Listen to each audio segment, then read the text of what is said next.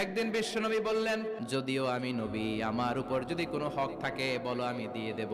কোন সাহাবী দাঁড়ায় না, এক সাহাবী দাঁড়িয়ে বললেন, নবী, যুদ্ধের ময়দানে চাবুক চালানোর সময়, লাঠি চালানোর সময় এক কাফেরকে মারতে যে আপনার লাঠির বাড়ি আমার পিঠের মধ্যে পড়েছে, আপনার পিঠে আমি লাঠির বাড়ি মেরে এটারে শোধবোধ করে দিতে চাই।